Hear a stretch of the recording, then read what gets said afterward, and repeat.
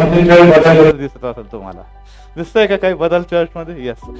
आणि बदल हे महत्वाचं आहे, कारण की आपण नेहमी जेव्हा प्रभूमध्ये चालतो, प्रभू आम्हाला वाढवतो, घडवितो. कधी देखील थांबलेलं आणि कधी देखील मागे पडलेलं जीवन नाही, तर आम्हाला वाढणारं जीवन देतो.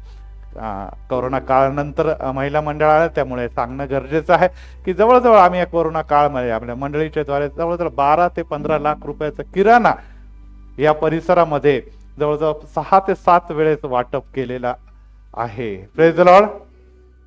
आणि एवढं केल्यानंतर देखील मंडळीचं एक्सटेन्शन किंवा मंदिराचं एक्सटेन्शनचं काम आम्ही हाती घेतलं आणि जवळपास काही ना तरी 25 लाख रुपयाचं आणखीन आम्ही हे जे काम तुम्हाला दिसत आहे, जे एक्सटेन्शन, जे बेंचेस किंवा ते गेट आणि अनेक गोष्टी आम्ही केलेल्या आहे, भिंती, एवढं प्रभूने तरी देखील आम्हाला दिलं. Praise the Lord.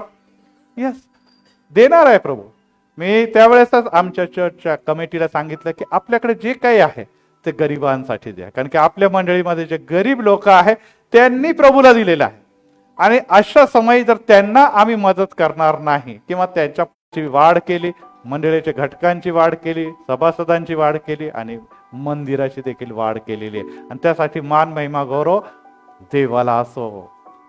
परत एक वार मी काही लोकांची आठवण करतो आणि मग संदेशाकडे वळतो, आणि त्यामध्ये सन्माननीय सोनावणे साहेब आणि त्याचप्रमाणे आज आमच्यामध्ये संदेशवाहिका आहेत, विशेष करून फुलगावकर मॅडम आणि त्यांचे वडील चांदणेकर सर, त्याचप्रमाणे कोरे पाळक साहेब होते, आंग्रे साहेब होते. या सर्वांनी या परिसरामध्ये कार्य केलेलं आहे. Praise the Lord. मी आणि माझं घराणं तर यस, कदाचित त्यांना माहिती नसेल कारण की ते आमच्या पुढे अनेक जण गेलेले आहेत, परंतु आज त्यांनी जे काय बी रोवलेलं आहे ते बी फलद्रूप होताना दिसत आहे. Praise the Lord. त्याचा आशीर्वाद त्यांना निश्चितच मिळणार आहे, प्रतिफळ त्यांना, परंतु त्यांच्या येणाऱ्या पिढ्यांना देखील तो आशीर्वाद आहे.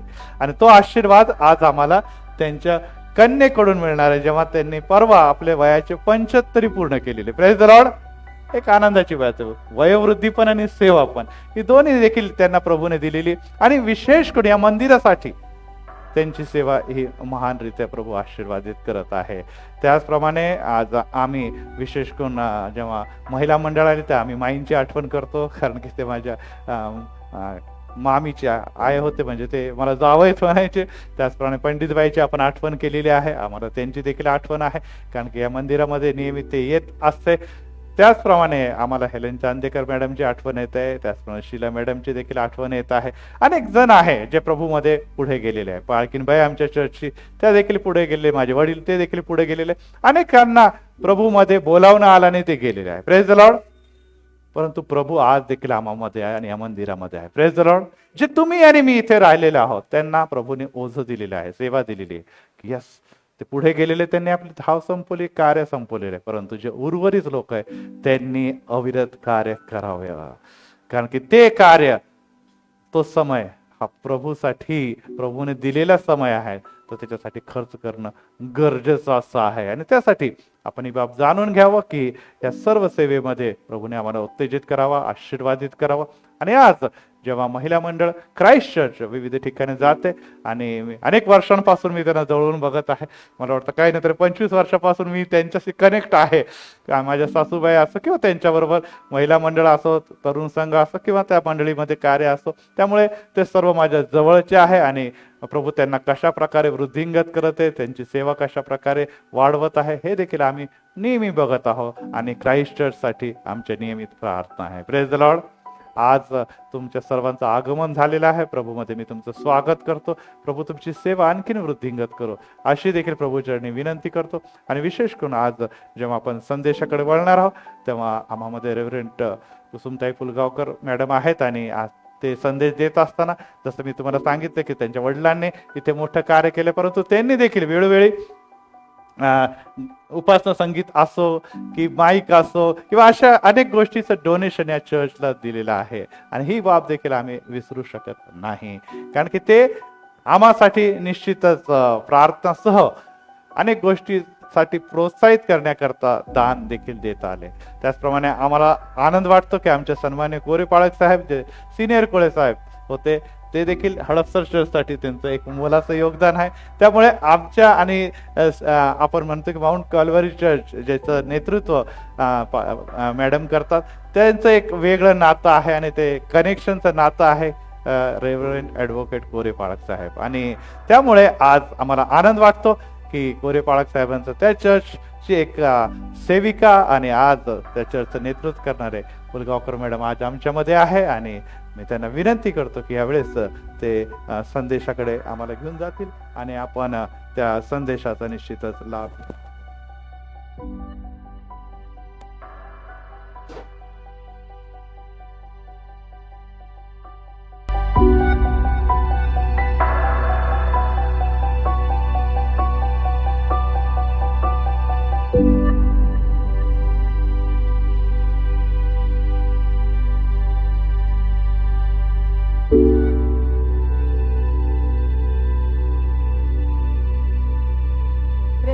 सर्वांना पुष्कळ दिवसांनी पुन्हा एक वार आपल्या बहीण भावंडांना भेटणं नाही का. आणि माझ्या दृष्टिकोनातून हे चर्च म्हणजे माझी बहीण आहे, कारण माझ्या वडिलांनी जसं आम्हाला लहानाचं मोठं केलं तसं या चर्चसाठी सुद्धा त्यांनी पुष्कळ योगदान दिलं. आणि त्यांची सेवा लहान होती, फार मोठी नाही. संडे स्कूलचा सुरुवात त्यांनी केली आणि मुलं जमायला लागली, त्यांचे पालक जमायला लागले, हे मी मागही तुम्हाला सांगितलं होतं. आणि मग इथं चर्च असावं ही एक इच्छा. आणि मग पाळक वर्गांनी त्यासाठी सहाय्य केलं. सोनवणे पाळक त्या ठिकाणी होते आणि त्यांनी ते दीक्षित पाळक होते आणि ते म्हटले हो मी तयार आहे. आणि तेव्हापासून मग मंडळी जमायला लागली, वाढली. आणि आजचं हे अतिशय सुंदर रूप जे पाहायला मिळत आहे ते पाहिल्यानंतर खरोखर अगदी मन असं तृप्त होतं की प्रभूमध्ये ज्या वेळेला कार्य चालू असतं, सेवा चालू असते आणि देवबाप कधीही लज्जित होऊ देत नाही. आपल्या सेवकाची तो सर्व प्रकारे काळजी घेतो आणि त्याला पुढे जाण्यासाठी तो प्रोत्साहन देतो, धैर्य पुरवतो. आणि खरोखर पुष्कळ गोष्टी आहेत की ज्या बोलता येतील, परंतु वचनाकडे आपण लवकरात लवकर जाण्याच्या प्रयत्नामध्ये आहोत. आणि म्हणून आपण आजच्या शास्त्रपाठाकडे लक्ष देऊया.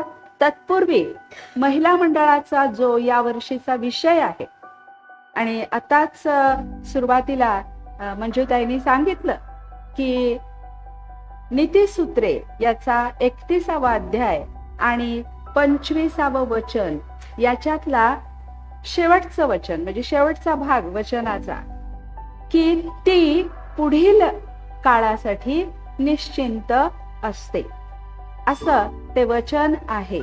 आणि अतिशय सुंदर याच्यामध्ये पुष्कळ गोष्टी आहेत. पुढील काळ, येणारा काळ आणि त्याच्याबद्दल निश्चिंत राहणं ही अतिशय महत्वाची गोष्ट या वचनामध्ये समाविष्ट आहे. आणि त्याचं मनन करत असताना आम्हाला काय पाहायला मिळतं की ही जी सद्गुणी स्त्री आहे तर ती कष्टाळू आहे, मनापासून श्रम करणारी आहे, आपल्या कुटुंबाची पुष्कळ काळजी करणारी ती आहे. आणि अशा तऱ्हेच्या या सद्गुणी स्त्रीबद्दल लमुएल त्या ठिकाणी म्हणत आहे, लमुएल राजा, की ती पुढील काळाबद्दल निश्चिंत राहते. कारण काय, तर पुढील काळासाठी ती बेगमी करून ठेवत आहे, साठा करून ठेवत आहे, की तो साठा त्यांना पुढं सदैव पुरला पाहिजे. आणि 25व्या वचनात सुरुवातीला म्हटलंय की बल आणि प्रताप ही तिची वस्त्रे आहेत. म्हणजे तिच्याकडे बल आहे आणि प्रताप आहे. या गोष्टी आमच्या जीवनासाठी नक्कीच आवश्यक आहे आणि सद्गुणी स्त्रीनं आपल्या कष्टाने त्या मिळवलेल्या आहेत. परंतु बंधू भगिनींनो, पुढील काळासाठी निश्चिंत राहण्यासाठी एक खूप महत्वाची गोष्ट आहे आणि त्या गोष्टीचं मनन, की त्याच्याशिवाय आम्हाला काहीही प्राप्त करून घेता येत नाही. ते महत्वाचं काय आहे त्याच्याकडं आज आपण आजच्या वचनातून लक्ष देणार आहोत. आणि ती सगळ्यात महत्वाची गोष्ट आहे की परमेश्वर आमच्यावर जी प्रीती करतो, आमच्यावर तर तो प्रीती करतोच. आम्ही दूरचे लोक आहोत, आम्ही परराष्ट्रीय आहोत, इस्रायल म्हणून जन्मलेले नाही आहोत, तरी देखील आमच्यावर प्रीती करतो. मग इस्रायलावर तो किती विशेष प्रीती करीत असेल, नाही का? म्हणून आपला जो विषय आहे आजचा तो म्हणजे परमेश्वराची इस्रायलावर असणारी शाश्वत प्रीती. आणि त्या प्रीतीच्या द्वारा भावी काळाबद्दलची जी निश्चिंती आहे इस्रायलाकरिता, त्याचं आपण थोडक्यात मनन करणार आहोत. आणि त्याकरिता 54वा अध्याय यशायाचा त्याचं 10वं वचन हे आज आमच्यासाठी प्रतीक वचन आहे. ते वचन या प्रकारे आहे, कारण पर्वत दृष्टीआड होतील, टेकड्या ढळतील, परंतु माझी तुझवरची दया ढळणार नाही. माझा शांतीचा करार हलणार नाही, असे तुझवर करुणा करणारा परमेश्वर म्हणतो. पाठ करून ठेवण्याचं हे वचन आहे प्रियांनो. आपल्या दररोजच्या पाठांतरामध्ये याचा समावेश करा, त्याला अंडरलाईन करा आणि हे वचन पाठ करून ठेवा. अत्यंत महत्वाचं असं हे वचन आहे आणि ते आम्हाला देवाच्या प्रीतीची पूर्ण खात्री. कारण काय म्हटलंय की पर्वत दृष्टीआड होतील, टेकड्या ढळतील, पण परमेश्वर म्हणतो माझी तुझ्यावरची दया ढळणार नाही आणि माझा शांतीचा करार देखील हलणार नाही, असं परमेश्वर म्हणतो. आणि हा परमेश्वर कोण आहे, तर तुझ्यावर करुणा करणारा, दया करणारा, तुझ्याबद्दल आस्था बाळगणारा तो परमेश्वर असं म्हणत आहे. पंडित रमाबाईच्या भाषांतरामध्ये हे वचन कशा प्रकारे आहे ते आपण पाहूया. पर्वत निघून जातील, डोंगर ढळतील, परंतु माझी प्रेम दया तुझवरून सरून जाणार नाही. किती सुंदर, किती साधं सोपं आणि आम्हाला सहज समजेल, नाही का? तुझ्यावरून सरून जाणार नाही आणि माझा शांतीचा करार ढळणार नाही, असे यहोवा जो तुझ्यावर दया करतो, म्हणजे करुणा, करुणा दया एकाच अर्थाचे दोन शब्द. दया करतो तो असे म्हणतो. हे जे वचन आहे देवाच्या अगाध आणि अथांग, अथांग शब्दाचा अर्थ तुम्हाला जर पाहिजे असेल तर तुम्ही समुद्राकडे पहा आणि तुम्ही जितकी नजर टाकाल तर समुद्र कुठे संपलेला दिसतच नाही, अथांग पसरलेला असतो. आणि तसं देवाच्या प्रीतीचं वर्णन करणारं हे वचन आहे. त्याला इंग्लिशमध्ये सॉन्ग ऑफ लव्ह, देवाच्या प्रीतीचं गाणं असं म्हटलेलं आहे. या ठिकाणी देव दया करणारा, आणखी आपण जे शास्त्रपाठ वाचले त्यात आपण पाहतो अप्रतिष्ठा दूर करणारा, सुटका करणारा, न्याय जो आहे तो न्याय आटोपता घेणारा. कारण न्यायामध्ये आम्ही पुष्कळ काळ तग धरू शकत नाही, नाही का? कारण कठीण आहे न्यायाच्या समयासाठी त्यामध्ये उभं राहणं. तर तो न्याय आमच्यासाठी आटोपता घेतो आणि शांती देतो. अशी पुष्कळ अभिवचन जे 4 ते 10 वचन आपण वाचलं त्याच्यामध्ये पाहायला मिळालेलं आहे. आणि म्हणून या 10व्या वचनाला आज आपण प्रतीक वचन अशा तऱ्हेचं पाहत आहोत. पहा, डोंगर आणि टेकड्या लहान नसतात, नाही का? टेकडी जरी म्हटली तरी चढताना धाप लागते.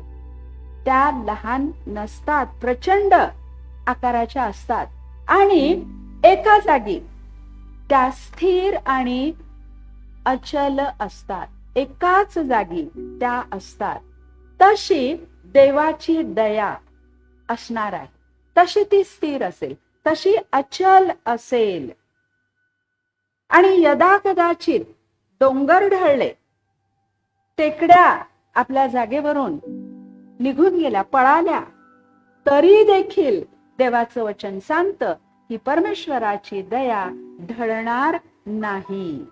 आणि परमेश्वर म्हणतो मी तुमचा त्याग करणार नाही, कारण तो आमच्यावर प्रीती करतो.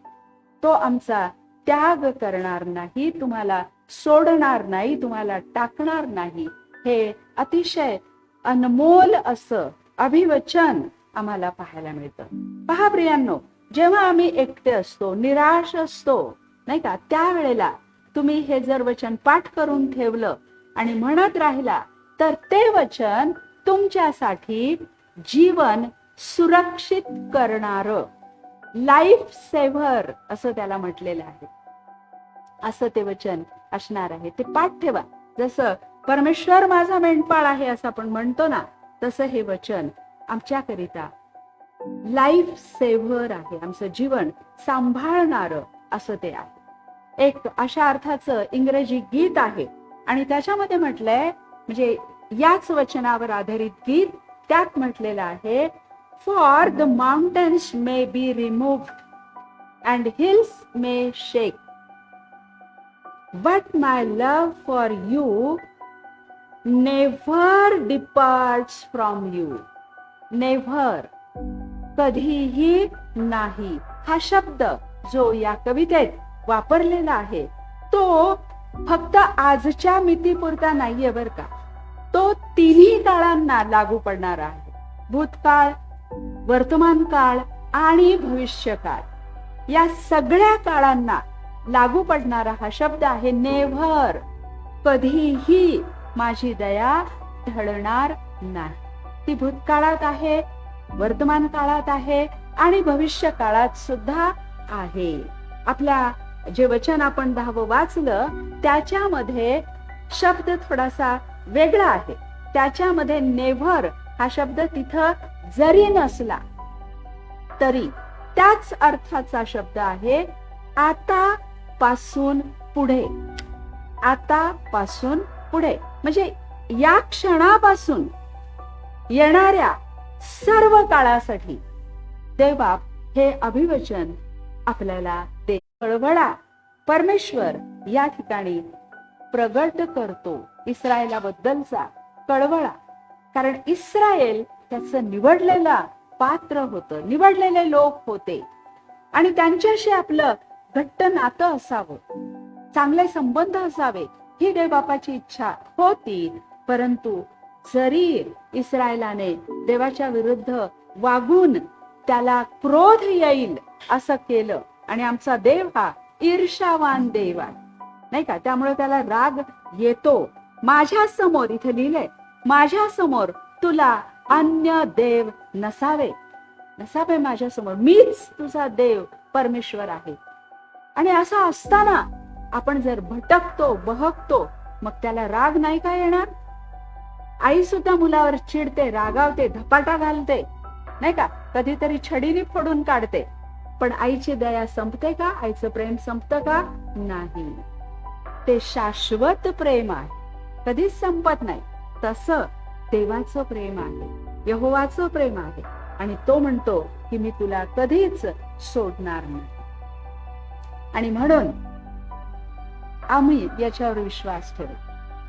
पहा, कधी कधी आपण जीवन जगत असतो, आणि या जीवनामध्ये जगत असताना आम्ही त्यागलेले आहोत, आम्ही टाकलेले आहोत, आम्ही सोडून दिलेले आहोत असा अनुभव येतो.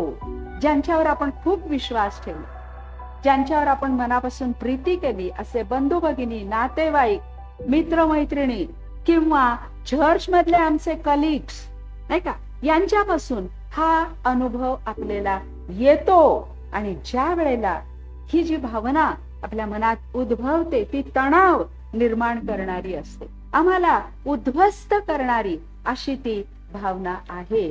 कारण मानवाला एकटं जगायला आवडत नाही. तुम्हाला पुष्कळ सुख सोयी दिल्या आणि हिमालयामध्ये तुमचा बंगला बांधून तिथे एकट्याला ठेवलं तर तुम्हाला बरं वाटेल का? नाही वाटणार. मी मागच्या वेळेला महिलांच्या बरोबर घरोघर आम्ही जातो तेव्हा संदेश देताना मी सांगितलं की अमेरिकेमध्ये काही ठिकाणी प्रचंड बर्फ पडतं. माझा मुलगा बोस्टन या ठिकाणी होता, त्यावेळेला तिथं इतकं बर्फ पडायचं प्रचंड प्रमाणामध्ये, आणि लोक मग बाहेर जाऊ शकत नाही, विशेष करून वृद्ध, नाही का, आणि स्त्रिया आणि लहान मुलं, त्यांना बाहेर जाता येत नाही. आणि विशेषतः अशा वेळेला वृद्ध लोक निराश होतात आणि मग ते डिप्रेशन मध्ये जातात, आणि काही लोक आत्महत्या करतात. कारण मनुष्य हा समाजप्रिय प्राणी आहे, सगळ्यांच्या बरोबर राहायला त्याला आवडतं. आणि म्हणून ज्या वेळेला आपण असे नाकारले जातो तेव्हा आम्हाला वाईट वाटतं, कारण आम्हाला कोणाच्या तरी प्रीतीत राहायचं असतं. वृद्ध लोक जे असतात त्यांना एकटेपणाचं भय वाटतं, नाही का, जोडीदार काही वेळेला दुरावला जाण्याची चिंता सतत त्यांच्या मनामध्ये असते. आणि प्रत्येक व्यक्तीला आम्ही कोणाला तरी हवेसं वाटलं पाहिजे असं मनामध्ये एक भावना प्रत्येकाच्या मनामध्ये असते. आणि जर तसं घडलं नाही तर आम्ही असुरक्षित असं स्वतःला समजतो. आयुष्य जगणं कठीण होतं. परंतु देव काय म्हणतो? मी सतत तुझ्या बरोबर आहे. त्याच्या समक्षतेचा अनुभव घेण्याची सवय आपण लावून घ्यायला पाहिजे. देव आहे, माझ्या जवळच आहे, माझ्यापासून, जरी मी एकटी असेल, जरी मी एकटा असेल, पण देव तर आहे ना, मी त्याच्या बरोबरच राहत आहे. आणि ही भावना अत्यंत चांगली अशी भावना आहे. वचन 6 आपण जे वाचलं त्याच्यामध्ये काय म्हटलंय की सोडलेल्या आणि दुःखित मनाच्या स्त्रीप्रमाणे.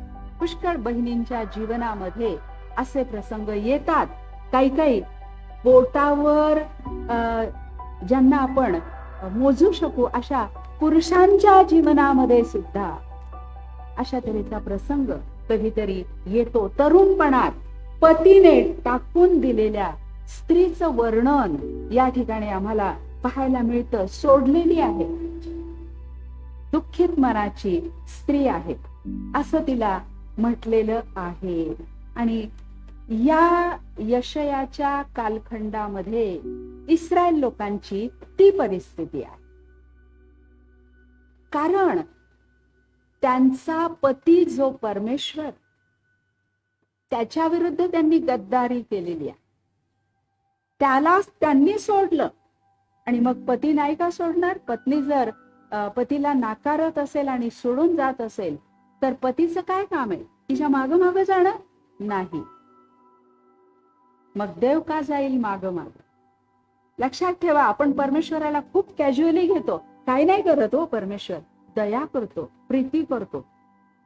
आम्हाला तेवढंच पाहिजे आहे त्याच्याकडून शिक्षा नकोय आम्हाला, नाही का? आणि मग आपण काय म्हणतो? त्यांनी शिक्षा केली, मग आता देव कुठे आहे तो? मी इतकी प्रार्थना करते तरी ऐकत नाही. अरे पण तुझं काय चुकलंय ते आठव ना. आणि इस्रायलाचं अशाच प्रकारे अप्रामाणिक वर्तन देवाशी ज्या वेळेला झालं, यशायाच्या कालखंडात आणि राजे लोकांच्या सर्व कालखंडामध्ये, आणि मग हा अनुभव इस्रायल त्या ठिकाणी घेतो. वचन 4 मध्ये त्या ठिकाणी असं म्हटलेलं आहे की तुझ्या तारुण्यातील अप्रतिष्ठेचा, तारुण्यातली अप्रतिष्ठा म्हणजे मिस्रातील गुलामगिरी आहे. इस्रायल लोकांची तारुण्यातली अप्रतिष्ठा म्हणजे त्यांचं मिस्रामध्ये दास्यगृहामध्ये राहणं, त्यांच्यासाठी अतिशय अप्रतिष्ठेचं ते त्या ठिकाणी होतं. आणि वैधव्याचा बट्टा असं देखील या ठिकाणी म्हटलेलं आहे. आणि हा जो वैधव्याचा बट्टा आहे तो म्हणजे इस्रायलाला प्राप्त झालेला बाबेलचा बंदिवास आहे. बाबेलच्या बंदिवासामध्ये इस्रायलाला जावं लागलं आपल्या पतीशी अप्रामाणिकपणा दाखवल्यामुळं. आणि म्हणून तरुणपणामधली अप्रतिष्ठा आणि वैधव्याचा बट्टा हा अशा प्रकारे त्यांना भोगावा लागला.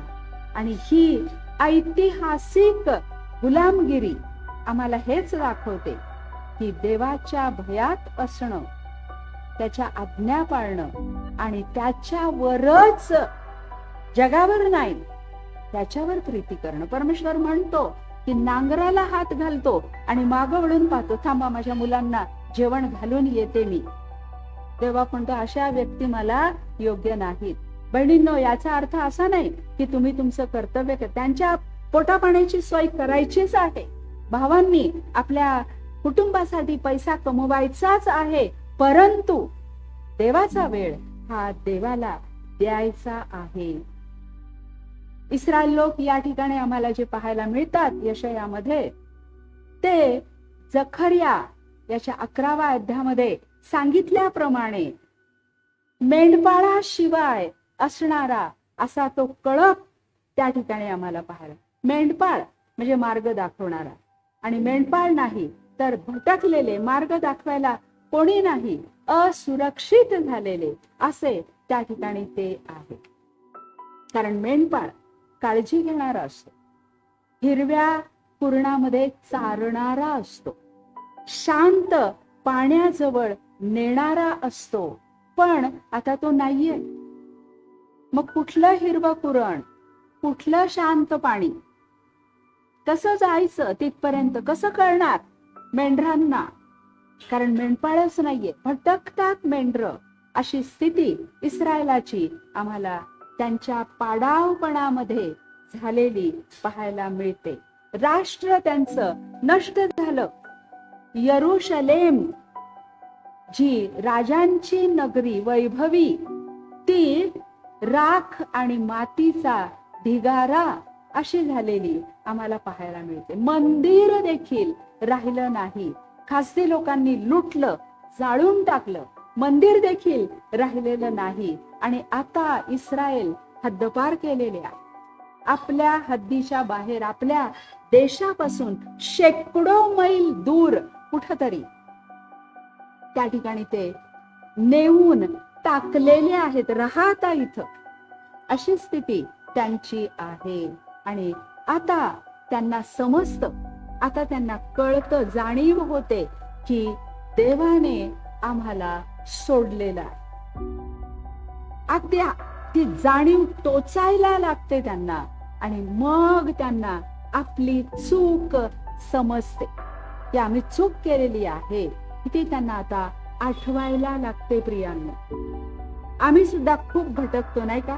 आम्हाला वाटतं वा माझ्यासारखं कोण आहे, हा सगळं मी करू शकतो, मला देवाच्या सुद्धा मदतीची गरज नाहीये. पण हा आपला भ्रम आहे. लक्षात ठेव, हा आपला भ्रम आहे. देवाशिवाय एक पाऊल देखील टाकणं आपल्यापैकी कुणालाही शक्य नाही, कुणालाही शक्य नाही. आम्ही जगूच शकत नाही आमच्या परमेश्वराच्या सहाय्याशिवाय. आणि इस्रायल लोकांनी तो हटवाद केला, मूर्तीपूजा केली, अन्य देवाला भजले, आज्ञा मोडल्या नाही का? याच्याबद्दल वारंवार संदेश त्यांनी इशारे दिले, वारंवार त्यांना जागं करायचा प्रयत्न केला, पण ऐकलं नाही. आणि त्यामुळं आता ही कठीण स्थिती त्यांच्यावर येऊन ठेपलेली आहे, येऊन ठेपलेली. आता देवानी आम्हाला सोडलं, आम्हाला टाकलं, देव आमच्यापासून दुरावला, लांब गेला, कळलंय आता त्यांना. परंतु देव जरी दूर गेला, रागावला, त्याच्याकडे तोंड फिरवलं देवानी, असं जरी असलं तरी देव दयाळूच आहे, दयाळूच आहे तो. आणि आताच शास्त्रपाठाचं जे शीर्षक आहे, परमेश्वराची इस्रायलावरील शाश्वत प्रीती. शाश्वत याचा अर्थ काय आहे? कधीही न ढळणारी, कायमस्वरूपी राहणारी, असं हे हेडिंग आहे. आणि म्हणून आम्हाला या ठिकाणी 10वं वचन सांगतं की देव प्रीतीच करणार हे, कारण इस्रायल त्याचं निवडलेलं आहे राष्ट्र. अब्राहमाला बोलावताना, त्याला इसहाक देताना, याकोबाद्वारा 12 वंश निर्माण करताना एक खेळ म्हणून नाही केलं देवाने ते. आज देखील या 2023 वर्षामध्ये देव इस्रायलावर तशीच प्रीती करत आहे प्रियांनो, तशीच, तेवढीच प्रीती तो करत आहे. आणि मग तुम्ही म्हणाल की आज का इस्रायलाची स्थिती अशी आहे, नाही का? किती मोठा हल्ला झालाय इस्रायलावर, बेसावध असं त्यांना गाठलं गेलेलं आहे, आणि कठीण स्थिती आहे इस्रायलाची. असं का? आणि पहा, लक्षात घ्या, आमच्या चुका आमच्या पुढे चालतात, आमचं पाप आमच्या पुढे चालत असतं. तुम्हाला आठवत असेल नवीन करारामध्ये ज्या वेळेला प्रभू येशू ख्रिस्ताला वधस्तंभावर देण्याचा प्रसंग होता, त्यावेळेला आम्ही काय वाचतो की त्यावेळेचे यहुदी काय म्हणतात की त्याचं रक्त आम्हावर आणि आमच्या मुलाबाळांवर असो. मुलंबाळ आज दुःख भोगत आहे. म्हणून शब्द वापरताना बहिणींनो आणि भावांनो सावध असत जा. देवाबद्दलचे शब्द तर खूप काळजीपूर्वक वाचा आणि काळजीपूर्वक वापरा, कारण परमेश्वर काय तुमच्या आणि माझ्यासारखा आहे का की आम्ही विसरून गेलो मागच्या गोष्टी? तो दया करतो, प्रीती करतो, वाचवतो, त्याची दया सर्व काळची आहे, पण आमचं पाप आमच्या पुढे असतं. न्याय आहे. आणि म्हणून तर भावी काळाबद्दल आम्हाला निश्चिंत होण्याची गरज आहे. या ठिकाणी आपण पाहत आहोत की जर कदाचित आम्हाला वाटलं की आम्ही त्यागलेले आहोत, तर आज हे वचन आपणा सगळ्यांच्यासाठी आहे. ज्यांना वाटतं आम्ही एकटे, त्यागलेले, निराश, हे वचन आज आपल्यासाठी आहे की परमेश्वर त्याच्या शाश्वत अशा प्रीतीनं आम्हाला एकवटणार आहे, जवळ घेणार आहे. परंतु आम्ही मात्र परमेश्वराशी गद्दारी करता, अप्रामाणिकपणा दाखवता कामा नये प्रियांनो. पावला पावलाला, प्रत्येक क्षणाला देवासह जगायचंय आम्हाला, देवासह. आम्ही म्हणतो आम्हाला वेळ नाही हो, खूप काम असतं, नोकरी करतो आणि थकून येतो. काही हरकत नाही, नोकरीच्या ठिकाणी सुद्धा एखादा क्षण असा चमकून जातो की हे प्रभू, मी तुझ्या समोर आहे, दया कर माझी. देवाचं सान्निध्य सतत असतं प्रियांनो, आणि म्हणून आम्हाला त्याच्या सान्निध्यामध्ये राहण्यासाठी कायमस्वरूपी त्याला जडून राहणं हे आवश्यक आहे. आमच्या जीवनामधील वादळं जी आहेत ती नेहमीची आहेत, येत राहणार आहेत. ती सर्वसामान्य नाहीत, कारण ते आमच्या पापाचं फळ आहे. पण देव काय म्हणतो, तुमची पापे लाथेसारखी लाल असते तरी बर्फासारखी शुभ्र करायला मी समर्थ आहे. आणि म्हणून पश्चाताप करायचा आहे आम्हाला. आम्ही पश्चाताप करतो का मनापासून? रडतो का? गुडघ्यावर जातो का? आम्ही बोलतो पुष्कळ गोष्टी आणि पुन्हा तेच करतो. देव प्रीती करणार आहे, आम्ही एकमेकाला प्रीती करायला हवी बोलतो आम्ही, पण आमच्या शेजारी बसलेल्या बहिणीवर आम्ही खरी प्रीती करत नाही, रागवतो, तिचा अपमान करतो. काय फायदा आहे माझ्या संदेशाचा? काय फायदा आहे? मी जर असं वागत असेल तर माझं हे बोलणं हे केवळ तोंडाची वाफ आहे प्रियांनो, केवळ तोंडाची वाफ आहे. परमेश्वर अंतःकरण पाहतो. अंतःकरणात काय प्रीती आहे तुझ्यामध्ये? प्रभू म्हणतो, तुझ्या जवळ असणारा जो सतत तुला दिसतो त्या भावावर तू प्रीती करू शकत नाही, तर न दिसणाऱ्या देवावर कशी प्रीती करणार? मग जर मी म्हणत असेल मी माझ्या जवळच्या बहिणीवर प्रीती करत नाही, पण देवा मी तुझ्यावर खूप प्रीती करते बर का, प्रभू म्हणतो तू ढोंगी आहेस. लक्षात घेऊयात आपण, देवाला कॅज्युअली घेऊ नका. आम्हाला त्याच्या भयात राहायचे. भय काय असतं माहितीये ना? भयात राहायचंय आम्हाला. आणि परमेश्वर जरी आमच्यावर अगाध प्रीती करणारा आहे तरी देखील आम्ही चुकलो ना तर तो तोंड फिरवू शकतो आणि त्याला आम्हीच जबाबदार असतो, आम्हीच. आणि म्हणून आम्हाला देवाच्या भयात टिकायला सतत प्रयत्न करायला पाहिजे.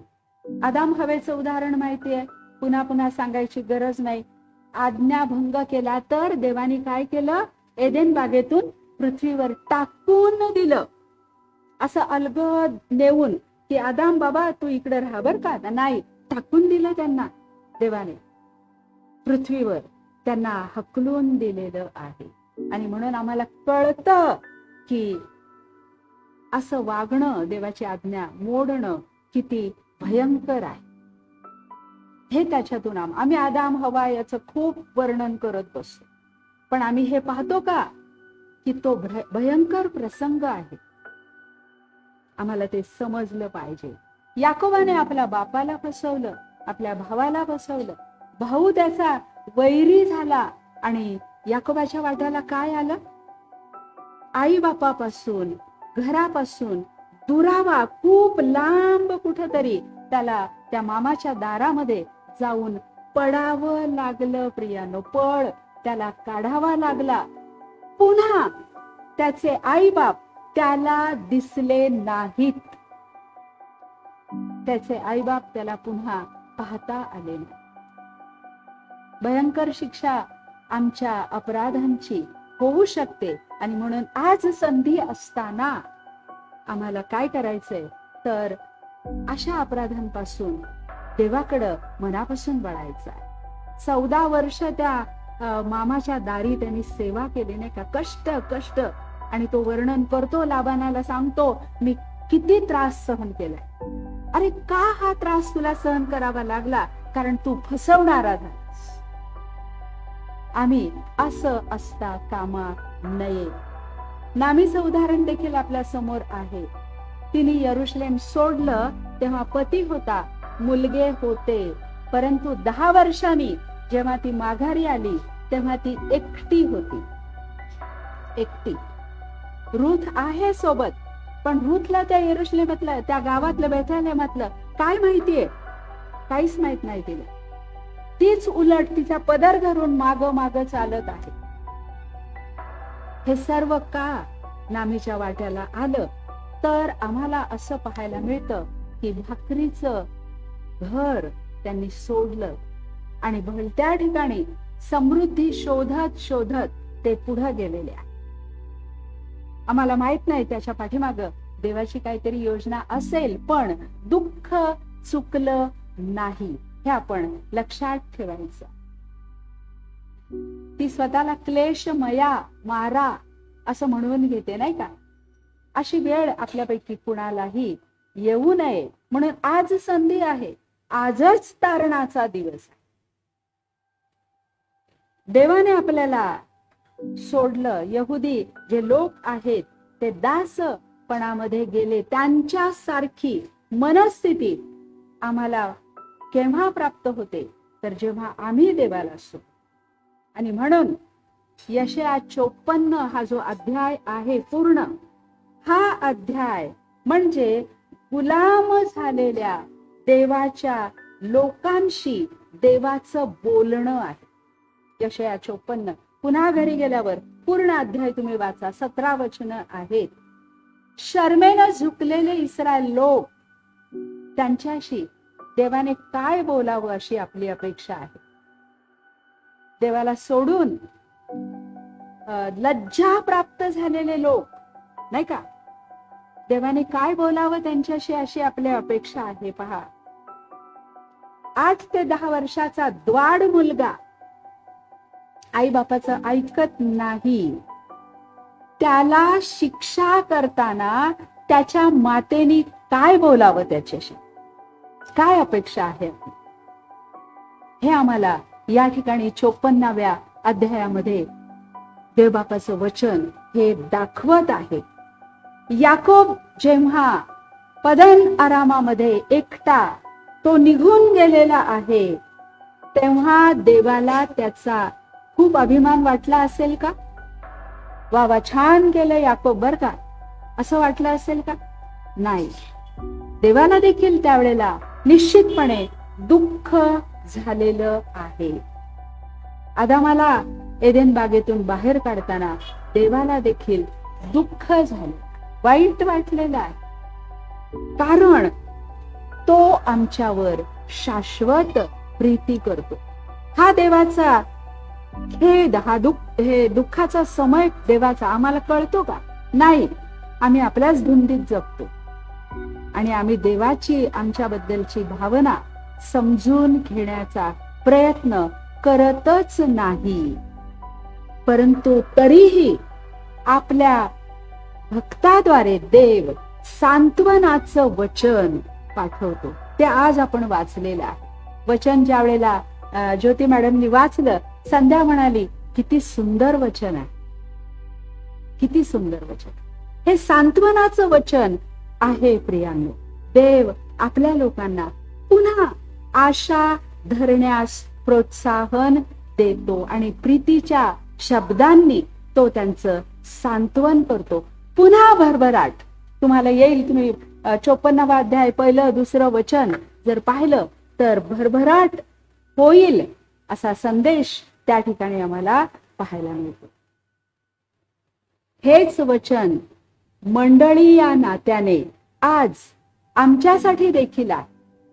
आम्ही जरी ताठ मानेचे लोक आहोत, आमची मान अशी झुकतच नाही, ताठ मानेचे आहोत. आम्हाला मी म्हणजे अफलातून व्यक्तिमत्व आहे बर का, असं दाखवण्याचा आपल्या शब्दातून, आपल्या बोलण्यातून, आपल्या कृतीतून आमचा प्रयत्न असतो. आम्ही प्रत्येकाने आपापला मार्ग निवडलेला असतो, त्या मार्गाने जात राहण्याचा आम्ही प्रयत्न करतो. आणि म्हणून जगात आज सर्व ठिकाणी क्लेश आहे, दुःख आहे.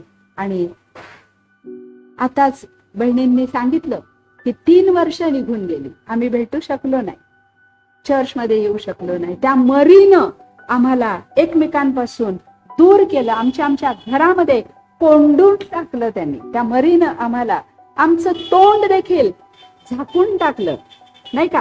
कितीतरी जणांचं तोंड त्या मास्कने बंद होतं, कधीच आम्ही पाहू शकत नव्हतो. ते तोंड देखील आमचं झाकलं गेलं. कित्येकांच्या नोकऱ्या गेल्या, त्यांच्या तोंडचा घास हिरावला गेला, त्यांचे प्रियजन सोडून गेले. हे दुःख का वाट्याला आलं?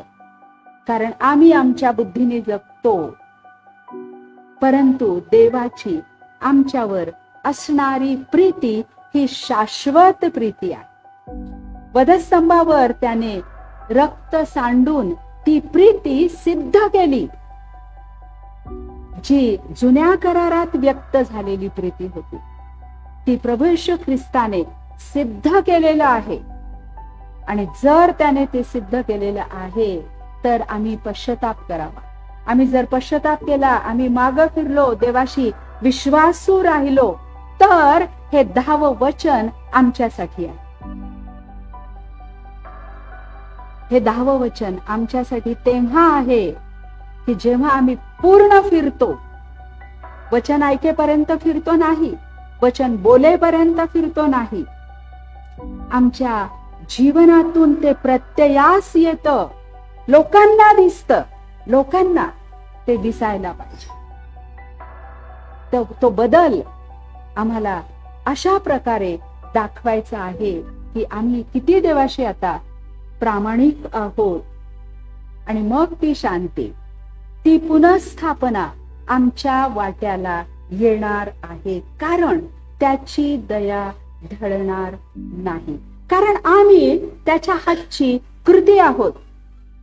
एक गाणं तुम्हाला नक्की माहिती असेल, हिंदीमध्ये ते गीत आहे की मैंने पूछा प्रभु से तू क्यों करता मुझसे इतना प्यार. मैंने पूछा प्रभु से तू क्यों करता मुझसे इतना प्यार. आणि प्रभूचं उत्तर काय आहे त्याला? प्रभूचं उत्तर काय आहे? क्योंकि तू मेरे हाथों की रचना है, मी तुला निर्माण केलेला आहे. उसने कहा, पुरे दिल से, पूर्ण अंतःकरणाने. देव हातचं राखून बोलत नाही बर का माणसासारखं. उसने कहा पूरे दिल से, क्योंकि तू है मेरे हाथों की रचना. हाथों की रचना. आमची मुलं आम्ही हाताने घडलेली नाहीयेत. आम्ही फक्त त्यांचा भार वाहिला, त्यांना जन्म दिला, त्यांच्यावर किती प्रीती करतो. पण देवाने तर आम्हाला आपल्या हाताने घडलेलं आहे, आकार दिलेला आहे. मग तो किती प्रेम करतो आमच्या. देव इस्रायलावर प्रीती करतो, त्यांना पुनःस्थापन करण्याचं अभिवचन देतो. आणि तुम्ही घरी जाऊन वाचून पहा, इर्मया 31वा अध्याय 1 ते 4 वचन. मी आता वाचणार नाही, वाचा. त्या ठिकाणी देवाची शाश्वत प्रीती आमच्या अनुभवाला त्या ठिकाणी येते. जसं जुन्या करारामध्ये नोहाच्या काळात त्याने मेघधनुष्य दिलं, आश्वासन दिलं, खात्री दिली. 2000 वर्षापूर्वी तो शांती करणारा त्या कराराचा वधस्तंभ त्याने आम्हाला चिन्ह असा दिला. मेघधनुष्याचं चिन्ह. पुन्हा प्रलय येणार नाही, पुन्हा पाण्याने नाश करणार नाही असं परमेश्वर म्हणतो. आणि वधस्तंभावरून परमेश्वर आम्हाला काय सांगतो की जो कोणी वधस्तंभाच्या छायेमध्ये येणार आहे, विश्वास ठेवणार आहे, त्याचं तारण होणार. ते चिन्ह तुम्हाला आणि मला त्याने 2000 वर्षापूर्वी दिलेला आहे की जो त्याच्याकडे पाहिल तो मरणार नाही. नाही का? जसं मोशेने अरण्यात सर्प उंच केला, वधस्तंभ उंच केला गेलेला आहे, पापाच्या सापाने डंख मारला, पण जर आम्ही त्या वधस्तंभाकडे पाहिलं तर मरणार नाही आम्ही. आम्हाला वाचवायला तो समर्थ आहे. पहा, आज या ठिकाणी मी तुम्हाला देवाच्या प्रीतीबद्दलचा संदेश सांगत आहे. आणि तेव्हा मी तुम्हाला इशारा देखील देत आहे की बहिणींनो आणि भावांनो, हा कृपेचा काळ आहे, तो संपणार आहे. लक्षात ठेवा. कृपेचा काळ आपण म्हणतो आमच्या आईनी, म्हणजे मी आता 75 साजरी केली परवा दिवशी. माझ्या आईने मी लहान असताना सांगितलं होतं की प्रभू पुन्हा येणार आहे, नाही का. मग 75 वर्ष उलटून गेली, कमीत कमी 60-65 तरी, नाही का, मला जेव्हा समजू लागले त्याच्यानंतरची एवढी वर्ष उलटून गेली. आणि मग कलसईकराच्या पत्रात लोक काय म्हणतात, त्याच्या पुन्हा येण्याचं वचन आता कुठे आहे? आम्ही आपल्या मनासारखं खाऊ पिऊ मजा करू, नाही का, असं वागायला सुरुवात करतो. पण लक्षात ठेवा, कृपेचा काळ संपणार आहे. आणि मग जो प्रभू येईल ना, तो न्यायाधीश म्हणून येईल. हो, न्यायाधीश म्हणून येणार. आणि मग आपण हात बांधून त्याच्या समोर काय करणार आहोत, तर तिथं उभं राहू. प्रभू न्याय करेल आणि मेंढरं वेगळी करणार आहे आणि शेरडांना एकाकडे करणार. आणि मग तो म्हणेल आपल्या उजवीकडच्यास की माझे आशीर्वादित हो. आम्ही असणार का त्या आशीर्वादित कोट्यामध्ये? त्या कोट्यामध्ये आम्ही असणार आहोत का? हा सगळ्यात महत्वाचा प्रश्न. आणि म्हणून देवाचं वचन काय सांगतं की त्या दिवसाने चोरासारखं तुम्हाला गाठावं, नाही का, असे तुम्ही अंधारात नाही. आपण साक्ष देतो, आम्ही देवाचं वचन ऐकतो, पाळक साहेब सुंदर बोध करतात वारंवार, आम्ही अंधारात नाही आहोत. मग त्या दिवसाने आम्हाला चोरासारखं गाठावं अशी आमची स्थिती असणार आहे का? आज आपण परीक्षा करू स्वतःची की आम्ही असे अंधारात आहोत का, की त्या दिवसाने आम्हाला चोरासारखं गाठावं आणि अकस्मात आमचा घात करावा, असे आम्ही अजिबात असता कामा नये. हा, त्यावेळेला जर प्रभू समोर न्यायासन, प्रभू म्हणेल चल डावीकडे, मग आपण काय म्हणू, अरे प्रभू मी तुझ्या नावाने संदेश दिला, भूतं घालवली, चमत्कार केले. प्रभू म्हणेल तुमची आणि माझी कधीच ओळख नव्हती. किती कठीण आहे, नाही का? डोळ्यात पाणी येतं प्रियांनो ज्या वेळेला आपण हे शब्द वाचतो, तुमची आणि माझी कधीच ओळख नव्हती. किती वाईट वाटेल, नाही का त्यावेळेला? आज रडून पश्चाताप करायला पाहिजे. हे देवाचं वचन आम्हाला इशारा देत आहे. पुष्कळ लोक काय म्हणतात, त्या चोराचं नाही का वधस्तंभावर तारण झालं. प्रभू म्हणाला आज तू माझ्या बरोबर सुखलोकात असशील. असं जर आपल्याला वाटत असेल ना, तर मी तुमच्या समोर 3 प्रश्न ठेवणार. त्या प्रत्येक प्रश्नाचं स्वतःसाठी उत्तर द्या आणि मग वाट बघत बसायचं का त्या शेवटच्या मिनिटाची, त्या शेवटच्या क्षणाची. पहिला प्रश्न आपल्याला स्वतःला विचारा की तुम्ही शिक्षा भोगणारा चोर आहात का? पहिला प्रश्न आपल्या मनाशी उत्तर द्या, मी कोणाला विचारत नाही. दुसरा प्रश्न, तुमचा स्वतःचा अंत समय, शेवटचा समय तुम्हाला ठाऊक आहे का? नाही का, मी त्या वेळेला पश्चाताप करेन, माहितीये का काय घडेल, कसं घडेल, हा विचार करण्याची त्यावेळेला माझी पात्रता तरी असेल का? अंतसमय माझा मला ठाऊक आहे का? नाही, नाही का? हे सगळ्यांचं उत्तर एकच असेल, आम्हाला माहितीये. आणि तिसरा प्रश्न असा आहे की प्रभू केव्हा येणार आहे हे तुम्हाला ठाऊक आहे का? मग हे तिन्ही प्रश्नांचं उत्तर तुम्ही जेव्हा द्याल तेव्हा चोरासारखं माझं तारण होईल. तोपर्यंत मी खातो पितो मजा करतो, मला वाटेल तसं वागतो, हा भांडतो लोकांशी, लोकांचा अपमान करतो, रागाव, पुष्कळ गोष्टी का करायच्या? सोडून द्यायच्या. आणि प्रभू काय म्हणतो, प्रीती कर, तू दुसऱ्यावर प्रीती कर, मी तुझ्यावर प्रीती करणार. आणि म्हणून आताच आम्हाला तयारीला लागायचं आहे, कारण हा कृपेचा काळ आहे, तो दीर्घ काळ चालणार नाही. ज्या वेळेला मिस्रात इस्रायल लोक होते त्यावेळेला प्रभूने त्यांची कुरकूर, त्यांचे अन्य देव सहन केले. ज्या वेळेला रानामध्ये ते अवज्ञा करत होते तेव्हा देवाने, यहोवाने त्यांचा खादाडपणा आणि त्यांची वासराची स्थापना सहन केली.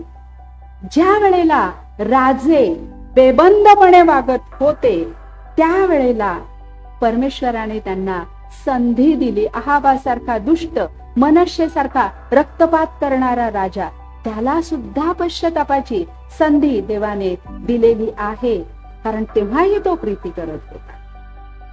आणि पश्चाताप करून त्याच्या प्रीतीत राहण्याचा आज आम्ही जर विचार करत असू, तर देव आमच्या मागच्या सर्व गोष्टी विसरायला तयार आहे.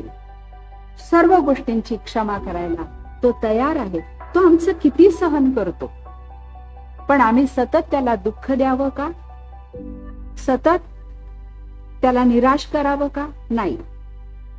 आज आपण हे वचन स्वीकारू, हे वचन आपण घेऊ आपल्या स्वतःसाठी. वचन 54 यशया 54:10 हे वचन आपण घेऊ, आपण त्याच्यावर विश्वास ठेवू आणि हे सगळे लाभ, नाही का, डोंगर टेकड्या ढळल्या तरी देवाची दया करुणा हलणार नाही, हे वचन आपण स्वीकारू आणि देवाला तशा पद्धतीनं खुश ठेवण्याचा आमच्या जीवनाद्वारा आपण प्रयत्न करू. देवा तुम्हा सर्वांना आशीर्वाद देऊ. Thank you so much.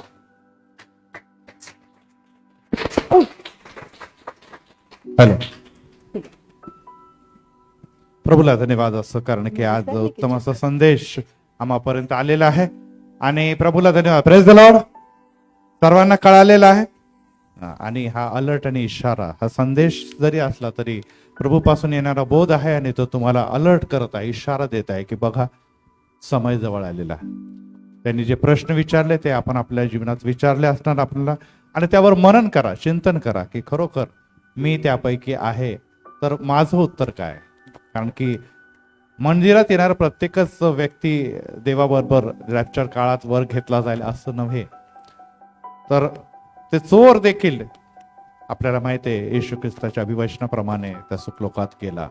आज तुम्हाला आणि मला जर त्या राष्ट्रात जायचं आहे, ते सियोन देशात जायचं आहे, त्या नवीन यरुशलेमात प्रवेश करायचा आहे, तर आम्हाला त्याची वचन पाळायचं आहे, आम्हाला त्याची सेवा करायची आहे. आज परत एक बार ट्रुथफुल लिव्हिंग गॉड हे जे चॅनल आहे त्या निमित्ताने आज आम्ही आपल्याशी लाईव्ह बोलत आहोत आणि त्यामध्ये ट्रुथफुल लिव्हिंग गॉड याचा आज 3rd अॅनिव्हर्सरी आहे, 3रा वर्धापन दिवस आहे आणि ख्रिस्ती मंडळी चर्च आणि ट्रुथफुल लिव्हिंग गॉड यांचा खूप जुना संबंध आहे. 3 वर्ष पूर्ण होत असताना मला वाटतं 3 वर्षात अनेक कार्यक्रम आम्ही या मंडळीच्या वतीने, ते कॉन्सर्ट असतील, कदाचित वेगवेगळ्या प्रकारचे संदेश असतील आणि अनेक गोष्टी या चर्चमधून किंवा चर्चच्या बाहेरून देण्यात आली. त्यामध्ये ओजस प्रोडक्शन याचं देखील मोलाचं निश्चितच सहकार्य लाभलेलं आहे. त्यांच्यासाठी आम्ही प्रार्थना करणार आहोत. परंतु ही बाब देखील महत्वाची आहे की कालच जेव्हा फुलगावकर परवा जेव्हा वाढदिवस साजरा करत होते, त्यांचे चिरंजीव आशिष सर आम्हाला भेटले आणि त्यांनी म्हटलं की पाळकसाहेब, आम्ही सर्व संदेश तुमच्या तिकडे अमेरिकेत ऐकतो. Praise the Lord. सर्व संदेश. आणि मी आपल्याला सांगू इच्छितो आपल्याला की अमेरिका असो, ब्रिटन असो, कॅनडा असो, सर्वत्र हे संदेश जातात.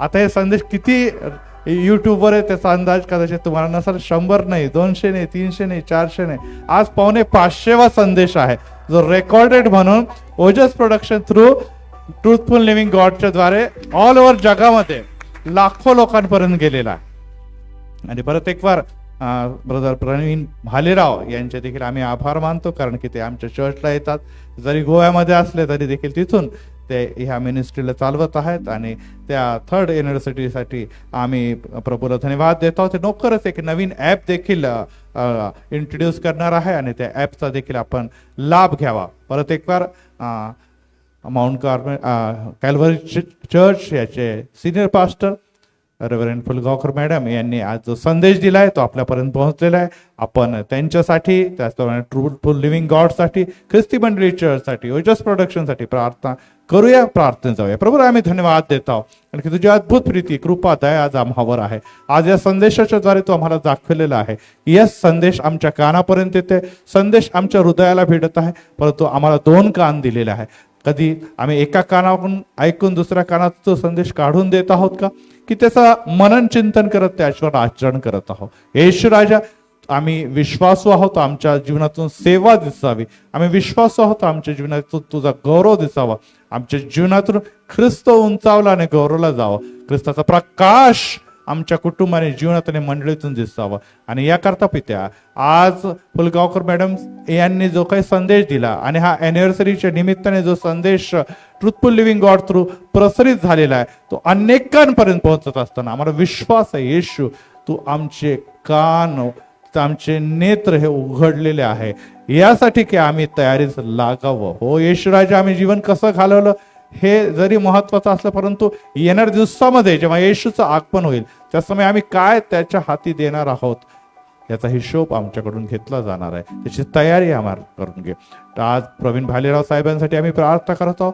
कठीण समयामध्ये त्यांनी ही जी मिनिस्ट्री सुरू केली 3 वर्ष पूर्ण करत आहे. येणाऱ्या दिवसामध्ये या मिनिस्ट्रीची सेवा आणखीन वृद्धिंगत कर. त्याचप्रमाणे ओजस प्रोडक्शन थ्रू ख्रिस्ती मंडळी चर्च देखील जगातल्या लाखो लोकांपर्यंत पोहोचलेली आहे आणि ही मिनिस्ट्री देखील तो विशेष आशीर्वादित करते. त्याबद्दल आभार मानतो. परत एक वार क्राइस्ट चर्च महिला मंडळ त्यांचं आमच्यामध्ये आगमन झालं आणि पवित्र त्या ग्रहोत्सव निमित्ताने ते विविध ठिकाणी भेट देत असताना प्रभू येशूमध्ये अनेकांना त्यांच्या सेवेचा लाभ मिळालेला आहे, ख्रिस्त गौरवला आहे आणि पुण्यामध्ये एक नवीन संजीवनाचा कार्य आरंभ झाला हा आमचा विश्वास आहे. त्यांचं जीवन, त्यांचं कुटुंब, त्यांचं घर, त्यांचं सेवा कार्य आणि विशेष करून क्राइस्ट चर्च मंडळी महिला मंडळ हे तू विशेष आशीर्वादित कर आणि पित्या त्यांना दीर्घायुष्य करून त्यांची सेवा, कुटुंब आणि पवित्र परमेश्वर जीवन तू आशीर्वाद युक्त कर अशीच आम्ही तुझ्याने विनंती करतो. आजचा संदेश आणि विशेष करून मॅडमना आम्ही तुझ्या हाती देत आहोत. 75 वर्ष त्यांनी आपल्या जीवनाचे पूर्ण परवा केलेले आहे. एक नवीन जीवनामध्ये एक नवीन पवित्र परमेश्वर आत्मिक सेवेमध्ये त्यांना तू जोडलेला आहे. लहान वयापासूनच पित्या ते तुझ्यामध्ये होते. आज त्यांना तू पवित्र पित्या एक पाळकी सेवेच्या द्वारे सेवेमध्ये नियमित वाढवत असताना ऑनलाईन ऑफलाईन किंवा विविध घटकांची सेवा करत असताना त्यांचं जीवन तू आपल्या हातामध्ये घे आणि दीर्घायुष्य बरोबरच त्यांची सेवा विपुलतेने मान्य कर आणि पित्या तुझी इच्छा, मनीषा, मनोरथ त्यांच्या जीवनाच्या द्वारे पूर्ण कर. धन्यवाद देतो याची ऑनलाईन मिनिस्ट्री प्रभूमध्ये, ऑफलाईन मिनिस्ट्री येशूमध्ये ख्रिस्ती मंडळी चर्चसाठी तो आशीर्वाद युक्त केली. प्रभू येशू ख्रिस्ताच्या गौरवी नावात मागतो म्हणून तो ऐक. आमेन, आमेन, आमेन.